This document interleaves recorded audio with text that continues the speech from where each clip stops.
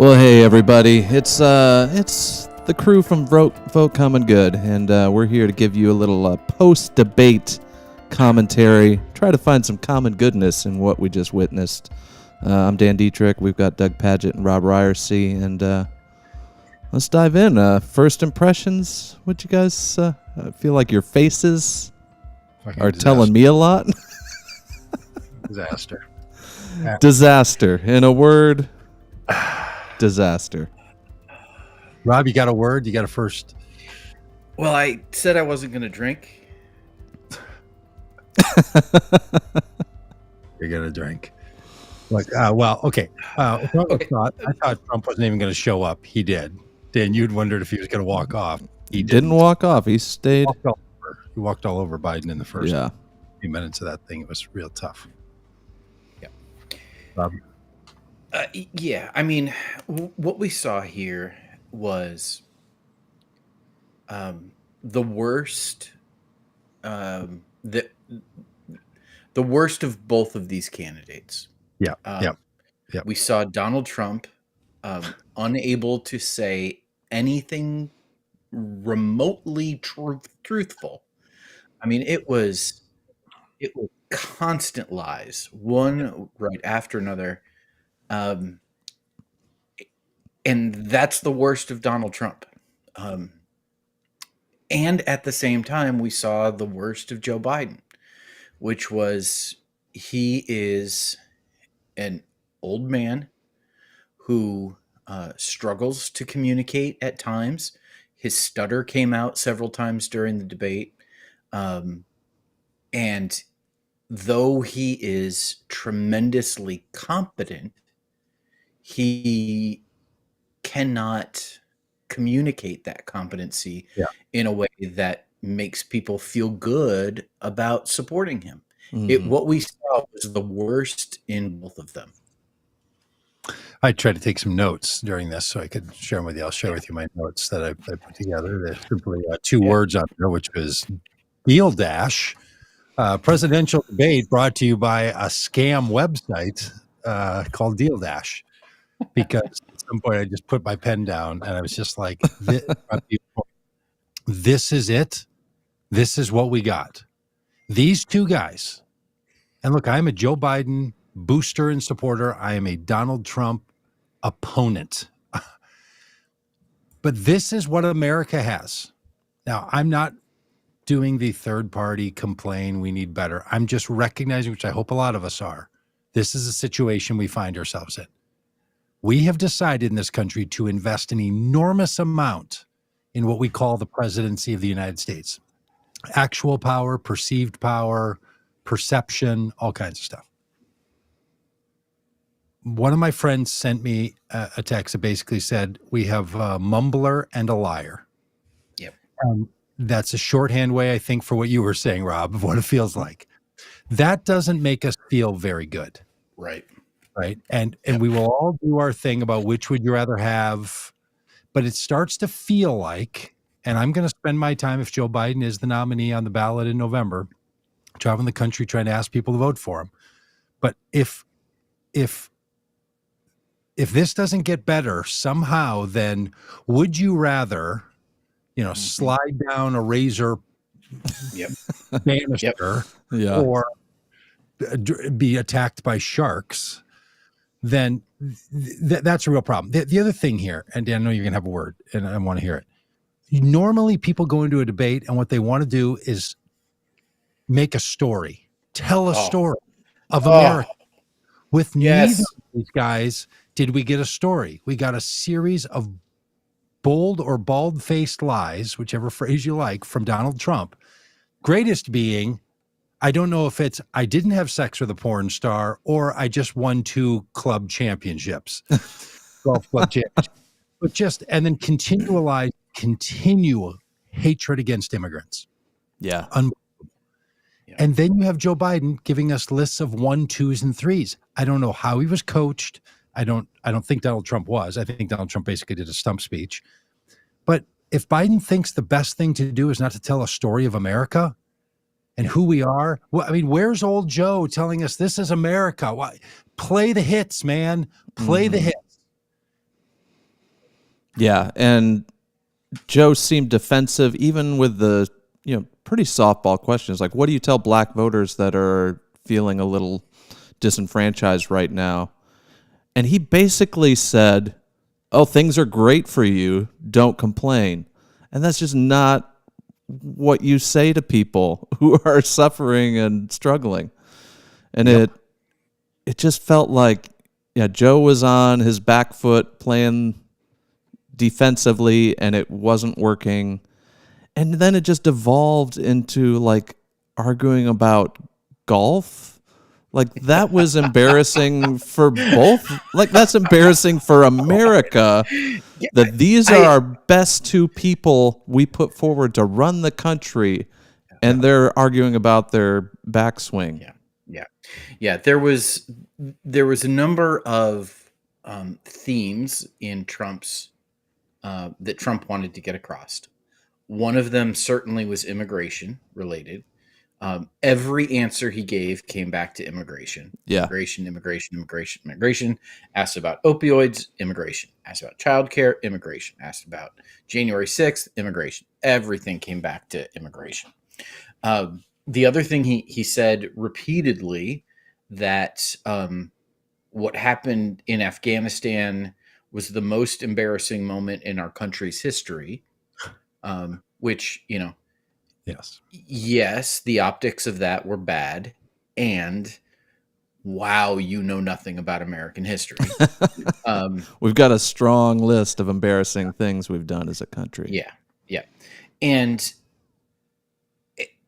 and then the other thing, he basically accused Joe Biden of killing a lot of people, killing people at the border, killing people through COVID, killing people, killing black families and black people, killing Ukrainians. I mean, he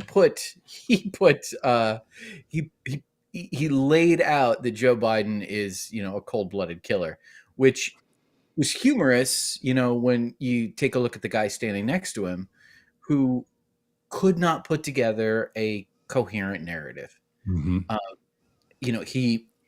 He tried to get through a number of facts. Mm-hmm. A presidential debate is not a State of the Union address. State of the Union address, you get up, you talk about, this is what we did, this is what we want to do, and you go down through your laundry list of policies. That's fine for a State of the Union, though I think, a good president would, a clever president would think of a different way to handle even the State of the Union. But listing policy position or achievements in one, first, second, third, 1, 2, 3, over and over and over again. He would get lost in those facts. He struggled with the numbers.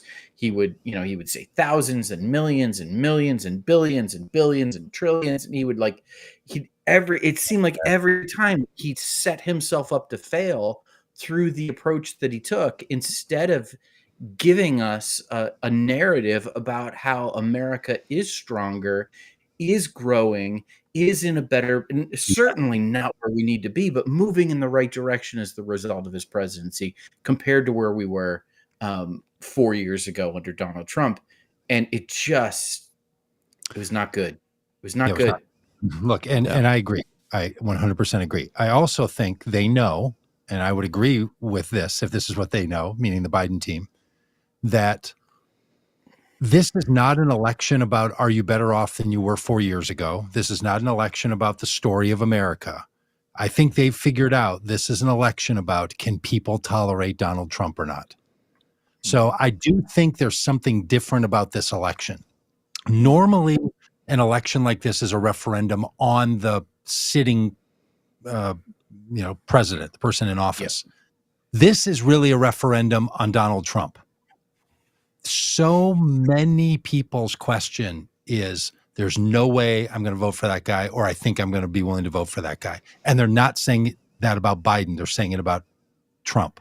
So I do think there might be something, and I think he had in his head, go after him, or he just decided, because it got better. Frankly, I think it got much better after the first commercial break and after Biden got a little feisty.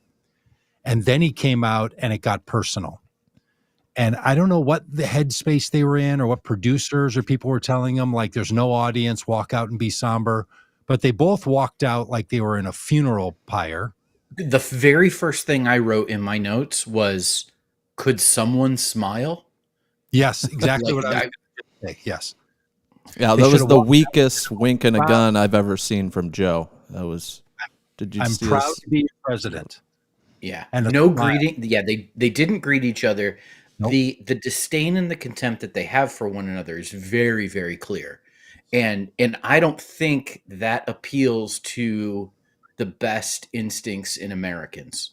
When you've got, listen, I'm not Pollyanna in thinking that we have had, presidential candidates running against each other who, are actually friends. They're just, they're just putting on the show of what they've got to do. These are two men who genuinely don't like each other. Yes. And that was very clear. When when Biden tried to talk about Trump's weight and got confused about how much he weighs or says he weighs. Yeah. I mean, it just was the name calling, the, arguing about who's the worst president in the history. That you don't win a presidential election by convincing the American people you're the second worst president in the history of the country. I don't know. This is where we'll find ourselves. I know the old rules. The old rules are off. I don't know. Okay, because, listen. I want to bottom line this. Okay. Joe Biden needs to step aside. I sent a text that's to a bunch of you that said, I wonder if Gavin Newsom is on an airplane to Washington right now. And that was 4 minutes into the debate. Yeah. I wonder if he's rushing to the airport in Sacramento. Listen, I worked I say that Joe Biden was not my choice for president in 2020. He was not my first choice, not my second choice, not my third or fourth choice. But when he became the Democratic nominee against Donald Trump, I could name 4 people I would choose ahead of him.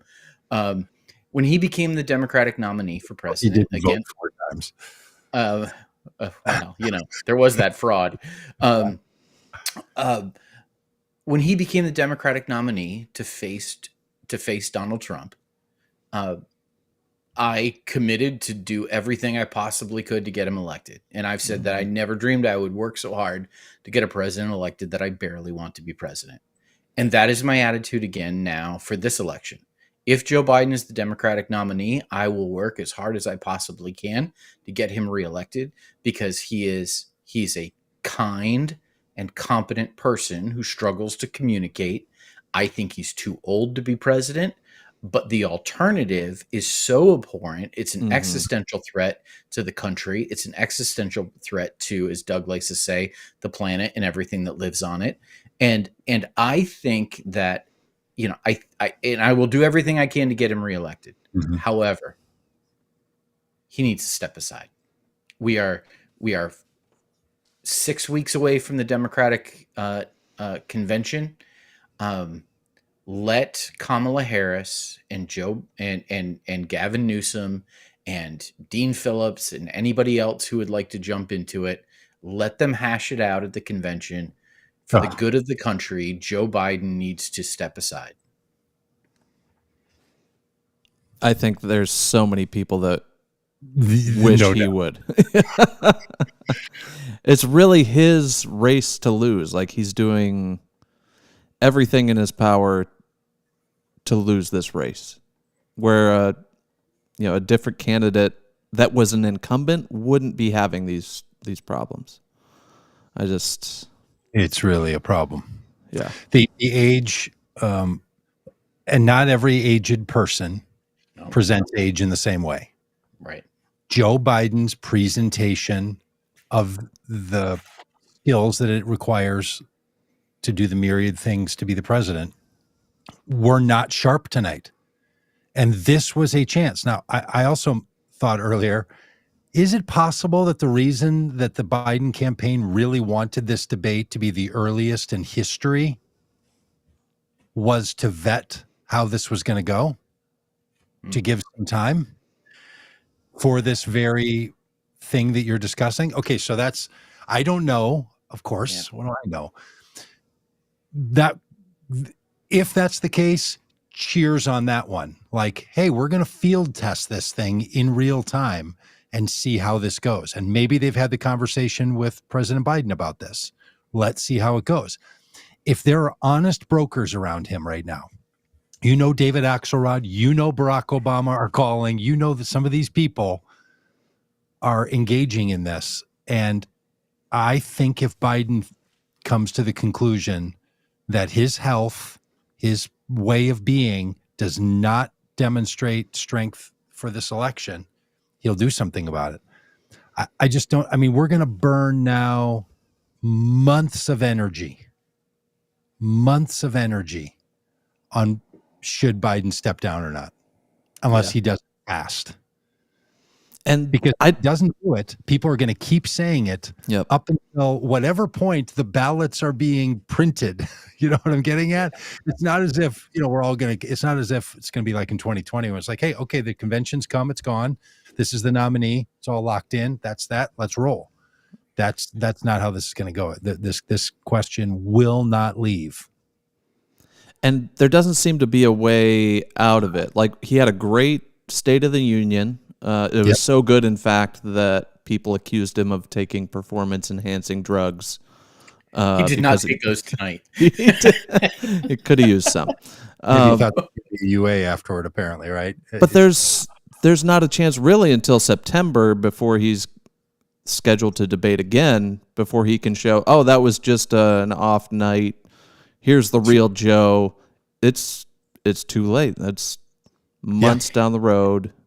And this is sealed in people's mind. The sound bites, even if people didn't watch the debate, there's so many clips that will be replayed of him stumbling over his words, and it's rough.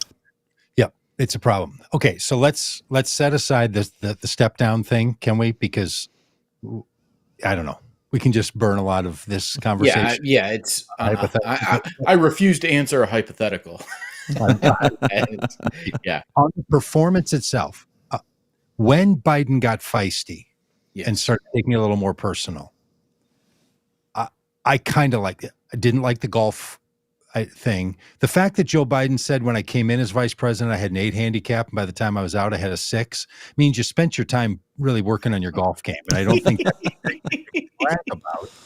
It's really hard to drop 2 strokes on a handicap. I can promise you. You have to put up a lot of scores for that to happen. So he played a lot of golf. So setting all that aside, the fact that he went after Trump being a criminal, I liked. The fact that he said you are a whiner and you lost and something broke in you when you lost the last time. I appreciated that. I felt like he was then speaking on behalf of America. So I liked all that. I liked the feisty stuff. I didn't like the lists. I thought Trump really got an upper hand when he referred to President Biden as Joe.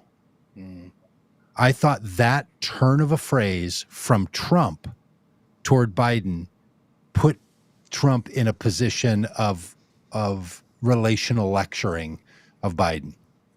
Like in the first in 2020 when Biden said, "Come on, man." When he did the "Come on, man" line, that really seemed to be like he had him, he pinned him there.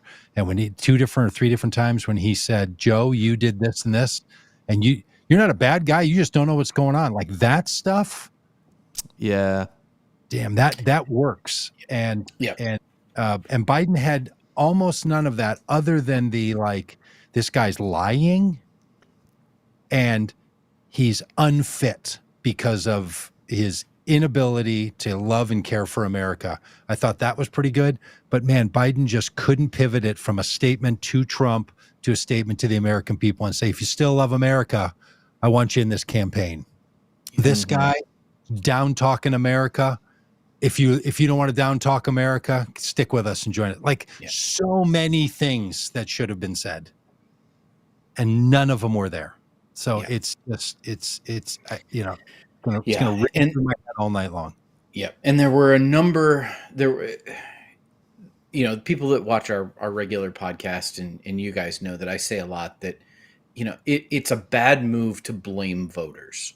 Yeah.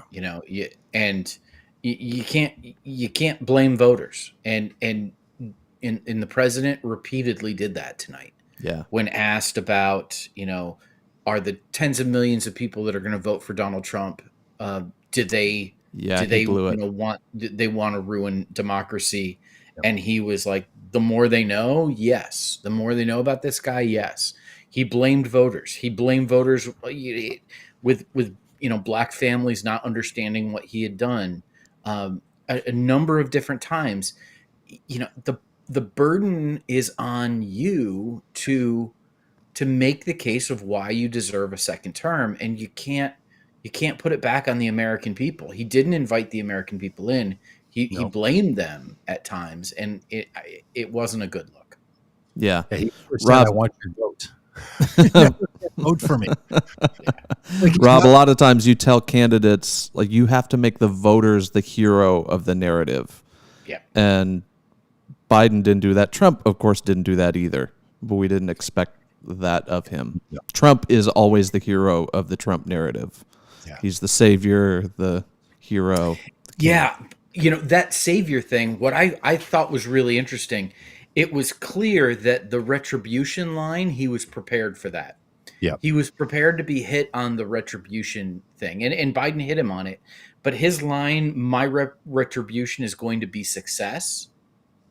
I thought that was that was a good solid attempt line to change the subject. I thought when asked about January 6th, I can't believe I'm talking about what Trump did well. Well, he avoided answering the question. When he said on January 6th this, on January 6th this. Now, I disagreed with everything he said, but he successfully changed changed the conversation. There was one point, I can't remember exactly what he was asked about. I'm looking at my notes, seeing if I can find it. When he was asked about something. Oh, he was asked about January 6th, whether he violated his oath of office. Mm-hmm. And he totally just rejected the premise of the question, which is exactly what we teach politicians to do.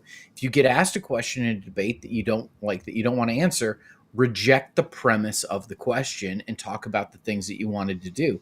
Donald Trump was able to successfully do that a number of times during this debate. And that really shone through in comparison to what the president was able to do. Yeah, very much. But those are questions the American people actually have. And by not answering them, go away. And when he was asked repeatedly about January 6th, when he was asked, would he support this election? Mm-hmm. And he wouldn't answer, doesn't resolve that. But again, the question here is not, are Trump supporters going to leave him? The question is, where do independents go? Yeah. There's roughly 30 to 50, 100,000 people in each of 5 states for whom this is going to make they're going to make this decision. That's Michigan, Pennsylvania, Wisconsin, Georgia, Arizona, maybe Nevada, if Michigan ultimately goes blue as hard as it looks like it could. Those are the places where this thing is, because of our electoral college, where the decision is going to be made. I think we could be facing in this election a historically low voter turnout, where 2020 there was a historically high voter turnout because of COVID and because of access and because of what was at risk. This one could be seriously demotivating for both of them, or third-party candidates could grab some high percentage because people feel that votes are not tools. They think that they're personal expressions, like an Instagram post. It's my snarky way of saying, your vote is not your way to express what you would want. Your vote is your way to use the one tool you have to make a selection for a candidate. No one knows who you're voting for. You're not making a statement to a screen reader. The thing that reads your ballot or reads it on your computer screen when you're in a voting booth, it doesn't know what you're saying. You're not saying anything. Just use your vote for input and outcome, not for personal expression. I mean, make a make a social media post or start a YouTube channel for that. But use your vote for the way it's going to be used. But a lot of people don't think about it that way, and they may not turn out. So when we're back to a situation where both candidates are undesirable, we could be in a 2016 situation where then both candidates were disliked. Donald Trump was disliked and Hillary Clinton was disliked. I liked her. I've met her personally and I like her personally, but most people don't, to be blunt about it. And that is a problem here, that we could have very low turnout and very low apathy. And the way that thing went tonight, both of them standing there like grumpy old men and walking out slow and just standing there at the end, like not produced well, CNN, right? You didn't have to have them walking out at all. Like you could have produced this thing with a little bit more pizzazz. Having said that, I ran my own little timer on lots of the questions. I want to say nearly all of them. They both stayed within time. Shockingly. Yeah. Didn't overtalk the timer. Didn't answer the question, especially Trump. I mean, Biden played by the rules too much. He stopped in mid-sentence. I was going to say, Biden looked relieved when they told him he had to stop talking. Like, hey, Pappy, you got 40 more seconds. Do you want to use those to talk to the American people? No, I'm good. Incredible, right? There's like, no, that's enough said. Enough said. A man of few words. And Joe Biden, by the way, not a man of few words. For people who know him personally, they're like, that guy, real talker. So he is probably keeping himself on par. So to me, that was the feel of the entire thing. It was hard to understand and follow Joe Biden and what he was saying through the entire 2 minutes or 1 minute, frankly. And I was like wanting to agree with him. I would have liked for him to push back on Donald Trump because Donald Trump was not using immigration. Donald Trump was blaming immigrants. Yes. He was speaking about people who've come to this country and saying things that are blatantly untrue about them. And I wish Biden, and one line he gave about migrants make America great thing. I wish he had pushed back harder on that, but you had one guy very hard to follow and the other guy, no reason to follow him because the things he was saying were just utter nonsense. But to my Trump friend who was texting me during it, he's like, everything Trump is saying is absolutely true. And Joe Biden is the biggest liar. Like that, there's a whole world of that out there. And those people are going to be fired up. Like for all the podcasts and all the live streams that are going on right now about this debate, the people that are supporting Trump, they are through the roof.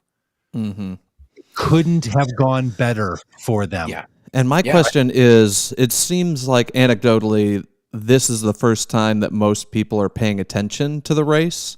I've got a lot of friends that texted me knowing that I do this work like, hey, you going to watch the debate? Like, and I'm like, oh, I didn't know you were even interested in what's going on. And it seems like a lot of people are just now tuning in and this is their first impression since maybe, 2020 of these two talking. What do you think those people are taking away from this? They haven't been tuned in. They've caught some headlines, but this is their first time sitting down and watching these two guys talk at length. What are they taking away? I think they take away what Rob said earlier, which is Biden shouldn't be still he shouldn't ask for a refill on this job. Just say thank you for the chance to serve as your president and step aside. I would just imagine that's what most people are thinking. And then if they get down the road and they're like, well, look, we're going to buy the used car or we're going to buy the stinky car. Let's just buy the used car. I don't know. That's as far as I can get on how somebody who doesn't pay attention sees this, or just like, what are they talking about? Yeah. The question becomes is, are people, are voters susceptible to Trump's lies? Because, I mean, Donald Trump said very few things that were true, from lowering the price of insulin to the cleanest air, the cleanest water. That we had H2O when he was president. That was true. He said that. So we had H2O. We had H2O. Which that is true. We did have H2O when he was president. But I mean, he repeatedly, like everything he said was not true. I mean, it wasn't. It just was not true. And so the question becomes is like, are people susceptible to those lies? Are people willing to say like, well, he's kind of making some sense. Maybe it wasn't so bad. Mm-hmm. I tend to think that the Trump presidency, particularly the way COVID happened, put the country through so much trauma that the trauma that people experienced in 2019 and 2020 was so great that that I think that it is Is that all of us? to the lies presidency. And I think that would be the case, but man, yeah.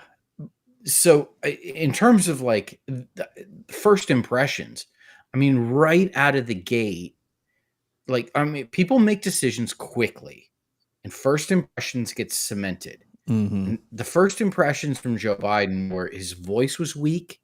He looked and sounded frail. Yes. And Donald Trump is only 3 years younger than Joe Biden, but appeared much younger than him in this debate. He looked like Joe Biden 3 years ago. Yeah. I was having a conversation with somebody the other day who reminded me of that kind of old adage that the presidency ages you. Mm-hmm. You see like Obama came into the presidency young and fit and vibrant, and he left with gray hair. Yeah. Same thing with Bill Clinton, not so much fit, but he left with gray hair. George W. Bush left with gray hair. Joe Biden came into his presidency already old. And if the presidency ages you, he might be 82, but boy, he seems like an old 82. Mm-hmm. Yeah, look, there are 3-year periods in human development that make more difference than some 3 years. The difference between 45 and 48 for a lot of people, indistinguishable. The difference between 12 and 15, pretty big. The difference between 2 and 5, massive. The difference between 80 and 83 on a lot of people, that's closer to being 12 to 15 or, 2 to 5. It can just start to show up in different ways. And there's no doubt that with Joe Biden's body, the last 3 years or 4 years, almost since a lot of us really saw him, starting on the campaign, he changed a lot. Yeah. It's been a significant change in his look and demeanor and jaw and gait and everything else. Okay, so they've got to fully own that. Yep. And when Joe Biden was asked that question, his answer was basically, look at what I've done. No, his answer was computer chips. He was asked about his age, because I wrote this down. Yeah. He was asked about his age, and he began by saying he was 3 years, or that his opponent was 3 years younger than him and a lot less competent, which I thought was a good line. Then he transitioned into talking about how computer chips and computer chips, and and then stopped, and she said, Dana Bash said, "You have 30 or 40 more seconds." Yeah. And then listen. Didn't remember that he was talking about the age. That's a real problem. Yeah. Like I'm not trying to be hard on you don't off is younger by referencing computer chips. Like, it sounds like an old person trying to talk about something that would be of interest to young people. Young people don't talk about computer. If he had mentioned blockchain, now that might have been something. Like, wait a minute. Or if he had taken this opportunity to drop some NFTs. Exactly. Like that would have been, maybe a sneaker line or something like that. That would have been something. Really showing he's in touch with the youth. Oh my goodness. I mean, ultimately what this comes down to is Joe Biden told the truth. Yes. He accurately represented his presidency. He failed at times to show empathy in ways that surprised me, because he strikes me as a very empathetic person, and there were times where he was teed up to be empathetic and he wasn't. Mm-hmm. I liked it best when he was a little bit feisty. Yeah. I didn't like it when it got personal, though. And he was old. Yeah. And you compare that with Donald Trump, who simply didn't tell the truth. He lied about everything. Yeah. Every single thing.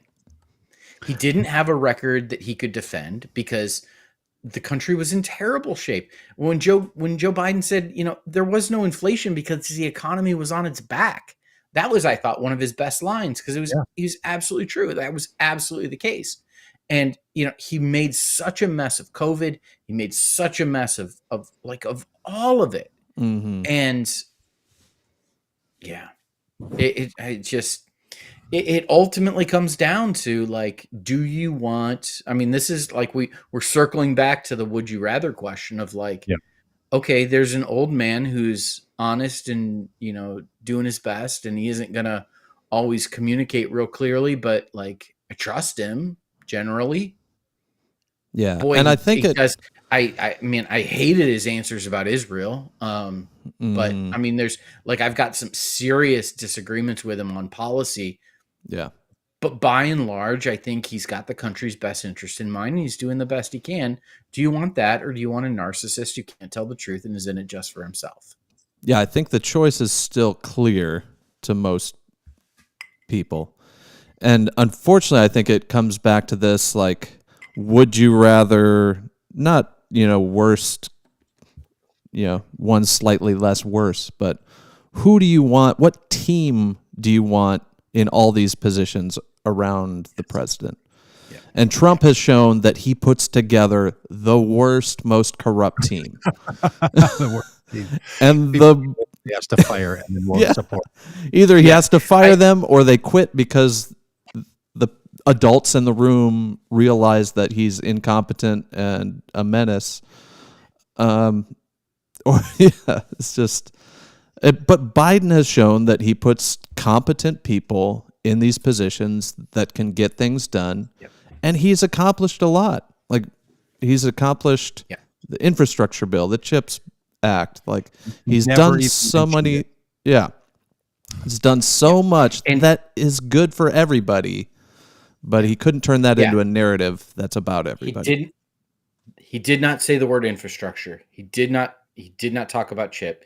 He did not talk about the student loan reductions that he's done. He didn't talk about that stuff at all. Real significant things that make a difference in people's lives. I thought one of the really good lines that he had is when he cited that statistic. It's not a statistic, but the reality that 40 of Donald Trump's 44 cabinet members refused to endorse him. Yeah, that was strong. Really strong. And he said, these are the people that know him best, that worked with him, know him best, and they don't want him to be president again. There should have been an overall narrative that you tell over and over and over again, that this is a person who's not fit to be president, and here's why. And Trump came prepared with that narrative. I hated the narrative, and it's false. Yes. But he said, I'm going to hammer this point because it works. Yeah. And he did it repeatedly. And Joe Biden basically conceded that ground. He's like, look, we actually did a lot of stuff to. Yeah. And we've seen Democrats do that, and it's been a frustration to us to completely cede the whole argument about immigration. It just turned have granted the premise of the question to Republicans. And as a result, have just get hammered on an issue that is just it's so frustrating. Yeah. Yeah. And if you're just joining us on YouTube, Twitter, all the places, thanks for joining us. And if you're not familiar with our work, we're Vote Common Good, and we do a ton of work around immigration and border policy reform. We've been trying to convince Democrats as well as Republicans that we can and should do better when it comes to our immigration policies. And you can check out a lot of our work on votecommongood.com to get caught up. Yeah, and our work is to do what we can to help faith voters know they don't have to vote for Donald Trump. It makes it a lot easier if they have somebody else they could vote for, like someone like Joe Biden. This makes our work tougher. But we're going to be out there doing everything we can to be sure Donald Trump is not the next president of the United States. Truly believe in my heart of hearts, and as an organization, we hold an opinion that Donald Trump really is a hazard to the well-being of the planet, everyone who lives on it. He cannot and should not be president of the United States. The people who know him best and work most closely with him also say those things. He should not be the president of the United States. We have a very bizarre system in this country for how someone becomes the president of the United States. We're all going to have to get busy working on it. Biden's going to have to make his own call. The rest of us have to get out and do what we're going to do.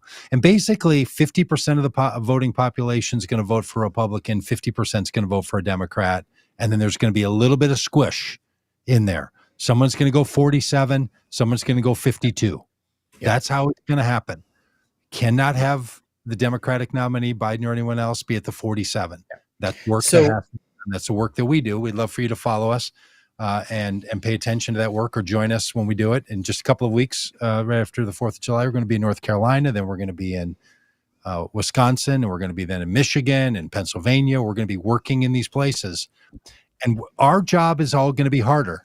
And that means a lot for the three of us and all the people in our Common Good working crew. The job just got tougher. Yeah. I'd love to react to some of the things that have been said in the comments. Barbara had a statement that he has a bad cold, and I'm seeing online that there are NBC has reported that Biden had a bad cold. And that the Biden camp essentially now is trying to put out the spin that, his performance in part was because he had a bad cold.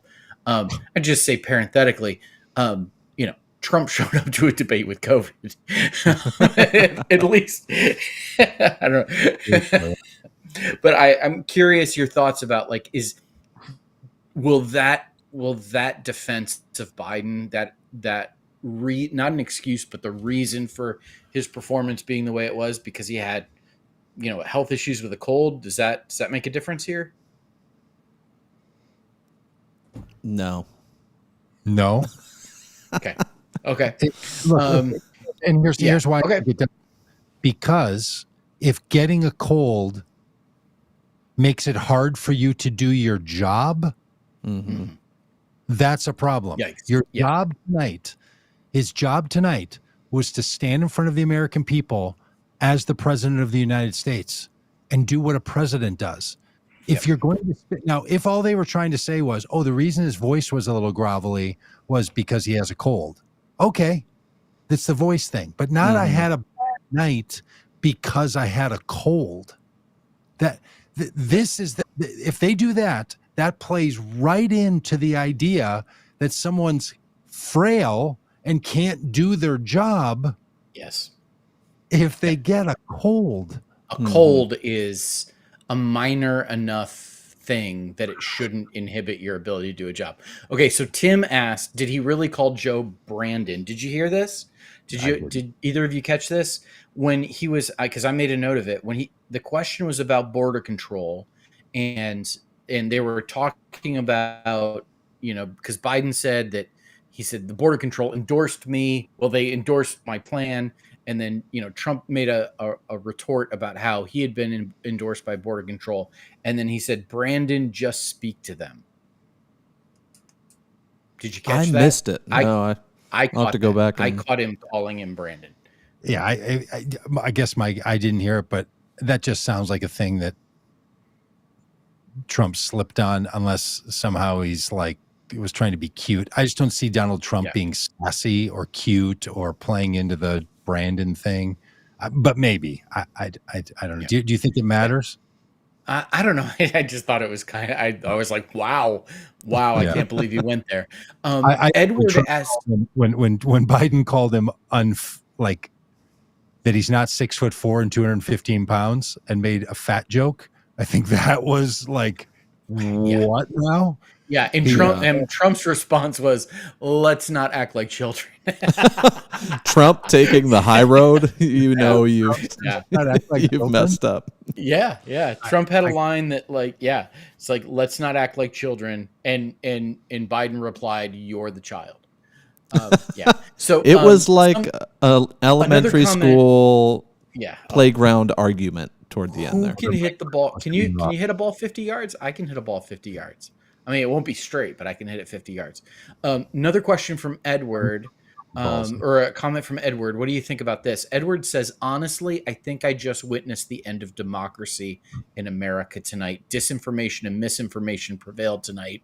Maybe we need to seriously consider a brokered DNC convention. We've talked about that already. What do you think about this idea? Did we witness the end of democracy tonight? No.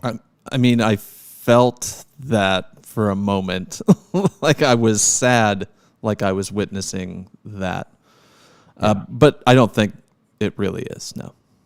No, I don't think so. I think Donald Trump is a hazard to the planet. Everyone who lives on it should not be president of the United States. Democracy will be harmed, but it won't be over no matter who's elected. That is overstatement in my view. It's rhetorical overstatement, but it will damage the country in a way that it should not be damaged, and it will damage people's lives. We have seen functional democracy in the United States damage the world and damage people. So we don't have to lose democracy for the damage to be done. The election of Donald Trump would be catastrophic in issues that matter to me and maybe matter to other people watching. To other people, the things that it's going to destroy, they don't care. Those are not things that they're bothered by. This is the difference we have in America. There are some people who are like, those things really matter to me, and I can see it being a real problem. Other people, they don't particularly find it to be a problem. So I don't think democracy is going to end. The problem with the brokered convention is that unless Kamala Harris decides not to be in the if Joe Biden fever dream, if Joe Biden decides not to run, unless Kamala Harris says me either, it's going to be Kamala Harris. There is no other means by which the Democratic superstructure of a brokered convention is not going to pick the sitting vice president.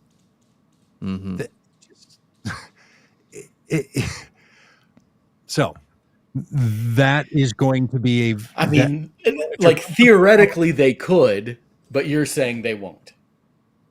Yes, I'm saying that's not going to happen. Yeah. So I do think from Tony. Okay. Oh, sorry, Dan. Well, I was just going to get back to Edward's point that disinformation and misinformation prevailed tonight. I do think that's one of the scarier things about this is unless you're watching a channel or a stream that's live fact checking all of Trump's statements, it's just like a fire hose of lies. And some of those soak in. You know, you don't have time to fact check every crazy thing he says.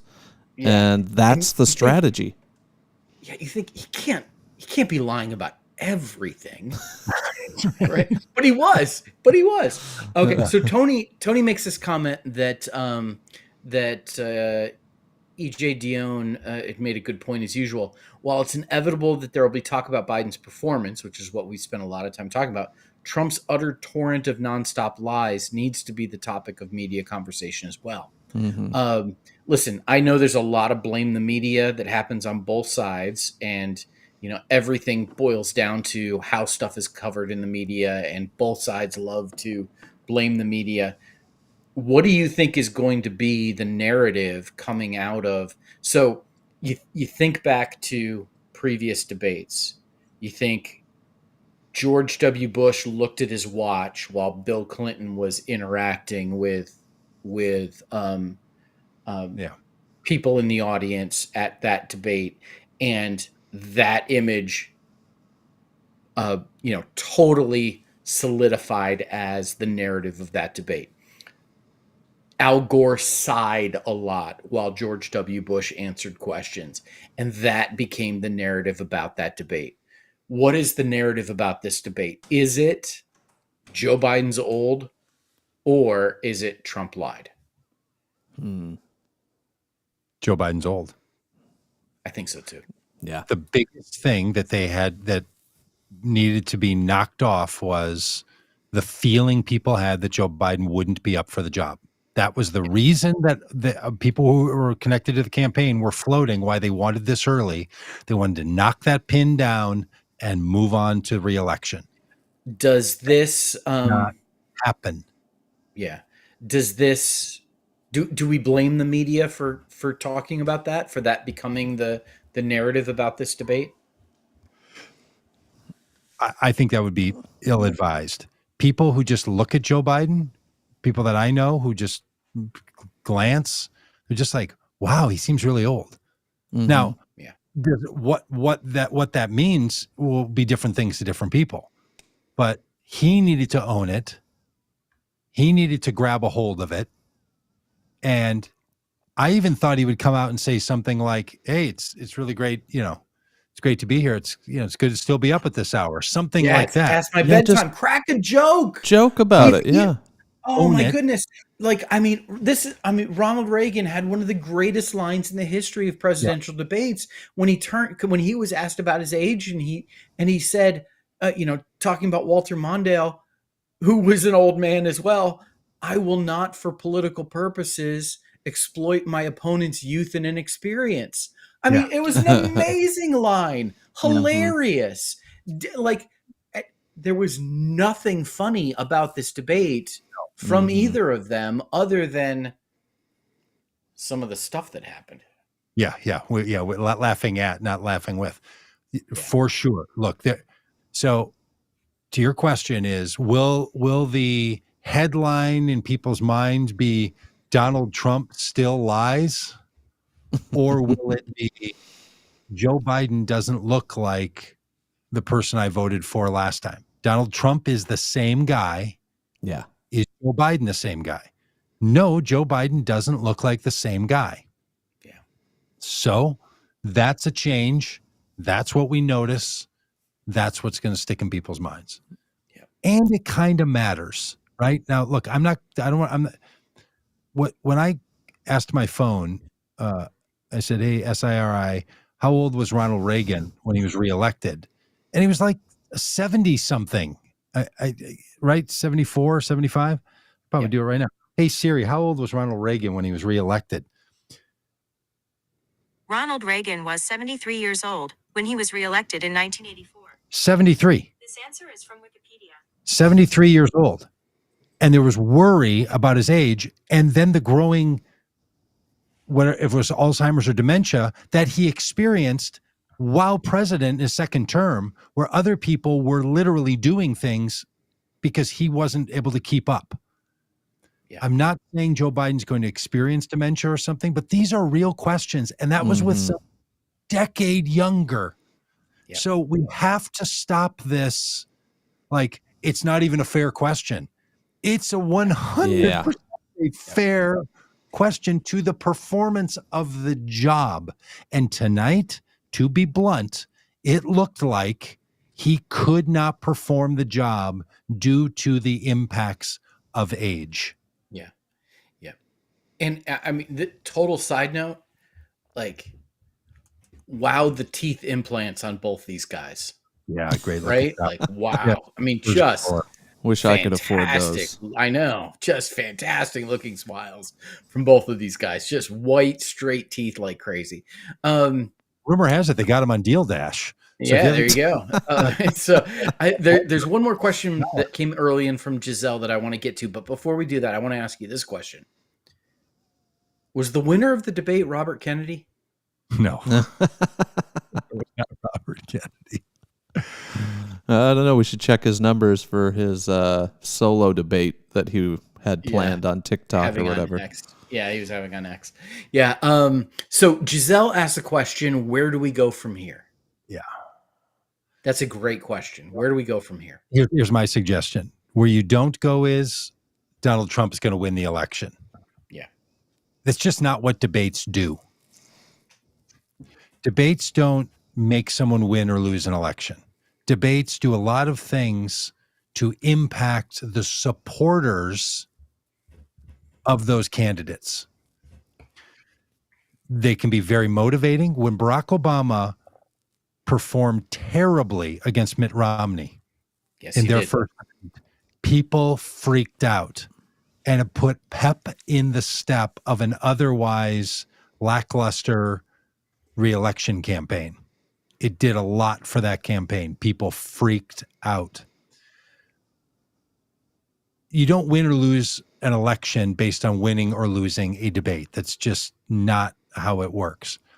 If Biden can turn this story around in a way that gives the people of the campaign and the people of America greater confidence in him, that will be interesting. All the things we've been saying, people could take in and still say, still going with the guy, right? That absolutely could be the yes. And we've seen that in the chat. We've seen that in the chat tonight. People saying, yeah, he's old, but I'm voting for him. Yeah. Yeah. Period. So it's not, but what I thought was going to happen tonight was Joe Biden was going to come out looking spry, looking good, sounding crisp, being older, but like, wow, hey, the old guitar still plays. That's what I thought was going to happen. I thought the Biden campaign knew how he would perform, felt great about it, and said, let's knock this pin down right now. Yep. Let's finish this thing. And if he got on cold medicine or something, but frankly, everything I saw out of Joe Biden tonight looked like the other things I've seen out of Joe Biden in the last year. So it didn't feel like Joe Biden wasn't Joe Biden. It didn't look like, wow, something's not right about the guy. No, that's what I've seen. That's what causes people to be concerned. I don't think people's concern is the media is talking about it. I think their concern is the few times they've seen Joe Biden in the media, they're like, hey, wow, he is old. Yep.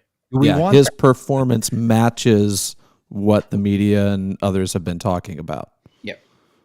Let me ask you this question. And maybe I'll give my answer first.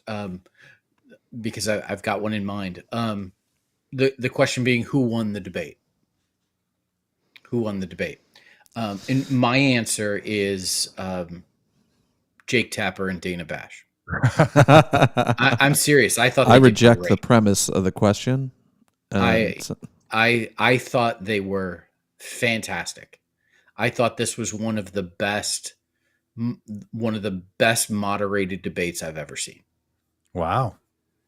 Was the easiest to moderate. They had the rules. They had a couple of guys that didn't that stuck had by a mute them button by the rules. Yeah.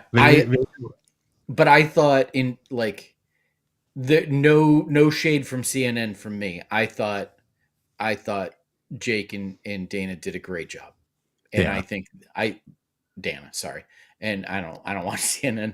And they tried several times to like make Trump answer the question that was asked. They're like, yeah, but we asked about this and you have and they did 40 that seconds left. You've got 83 seconds to answer this question. 1 second for every year you've been alive. So Doug, who won the debate? I think the Trump voters won the debate. I think they're going to feel the best coming out of this. I'm getting texts now from people that are like, game over, man. And it could be that this text that I just received from somebody, I'll read this one. It says, rejoice, wonderful people. Out of this debate disaster will come the replacement candidate most of us have been yearning for. The younger generations will become re-engaged, and the former double haters will vote blue on to sweeping victory. So there's one theory, and I think this person speaking about Biden and not that Trump is going to drop out, which is what should have happened, right? Donald Trump should have been so buried tonight that the Republicans said he can't be our nominee, but he's locked in. So, but I think just on the merits of this, Trump supporters are gleeful about how this went. Yeah, good answer. Dan, who won the debate?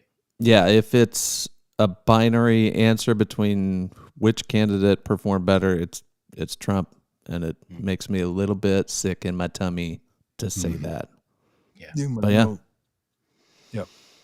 So, hey, you know who else won the debate? the good people who chose to join us for a conversation like this. Thanks all for being a part of this. Thanks for sticking around and chatting it up to all the good friends in the chat. Tuesdays we talk about this stuff regularly in the middle of the day or middle of the morning. Maybe we should do it at 10 o'clock at night. Glad to see you all here. And if you don't, subscribe already wherever you are. Do that too. Somehow you found this. We appreciate it. And that's what I got. I'm gonna now. I don't know. I feel like I want to go eat a bowl of cereal. I might pour another drink. Honey Nut Cheerios. And yeah. I feel like I won because I'm not slurring my words at the end of this. We're talking about Margaret Thatcher. Okay, Alex says I'm going to need an Ambien, and Alex put that in a public statement. So that's.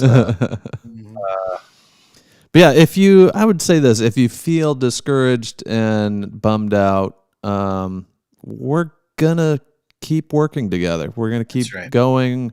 There's a lot of down ballot candidates that are really great and hopeful. If you don't like Joe Biden, please go vote for your county commissioner. It's the time where you lay it all on the line. We're down 42 points, but in your hearts, are you going to win? The Democratic nominee for president is going to win this election in November. No doubt. In my mind. No doubt. Yes. People are going to work to make that happen. Yeah. I think Donald Trump outperformed Joe Biden in the sizzle. I think Joe Biden brought more steak. I think that on many measures, I think Donald Trump did a better job tonight than Joe Biden. And I have no doubt that whoever the Democratic nominee is, parenthetically Joe Biden, is going to win the election. No doubt. Yeah. And if the job was just talking and sound bites, it'd be different. But the job is getting things done, and Joe Biden has proven that he can do that. Had Joe Biden not performed as on fearful brand as he did, we'd be talking about how the sentences Donald Trump said did not make sense. The things he was communicating were inaccurate and lies. And the way he said them, again, was just the word salad that is Donald Trump. It's just so he is no more attractive as a candidate than he was at 7:30 Eastern time tonight. He's still unbelievably horrible. And I would say the other big winner tonight, Bronny James. Yes, for sure. Son of LeBron James, drafted by the Los Angeles Lakers in the NBA draft. LeBron James and his son Bronny will play together for the Lakers next year. That's magical. Big winner. Real cute. So weird. All right, so now we should all say, will Donald Trump pick a vice presidential candidate? Because he did say that his vice presidential candidate would be at the debate tonight. He name dropped Tim Scott, but he did name drop Tim Scott. Tim Scott, yeah, good point. Hey, well said. I think he's going to pick a Trump. I'm sticking with that one. I think it's Trump ticket. Keep it in the family.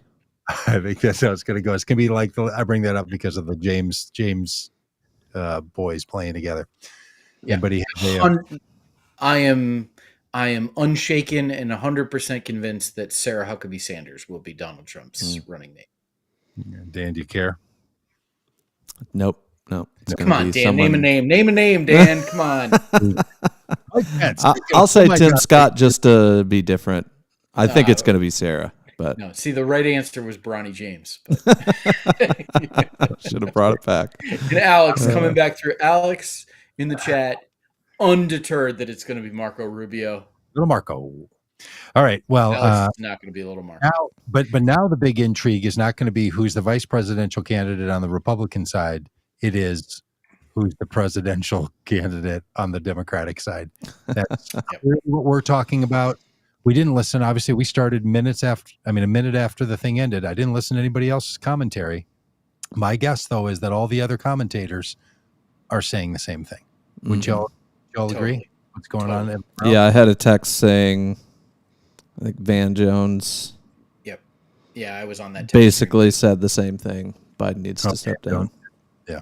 Okay. Well, Van Jones. Well, hey, everyone, hop on Tuesday, and we'll be unpacking this some more, and probably have some more things to speculate Yeah, and if you and can't, opine about. if you can't listen live, you can always check it out on the podcast. That's Okay, right. now, Wherever Hey, you listen to podcasts. that was just Have you ever listened to a podcast? However you find those, Yeah. find ours. Subscribe to this one. I like when people say that wherever you find them. But I do know what they now mean, because I tried to listen to a podcast the other day and it was only brought to you by Spotify. Oh. Listening to Didn't get Joe Rogan now? No, I'm not. You were listening to Joe Rogan, weren't you, Doug? That joke will not sit there. No, it was something about the history of 90s music and 60 songs or something. I'm like, I'd like to listen to that, but can't. All right. Good night, everybody. Good night. Bye. Take care.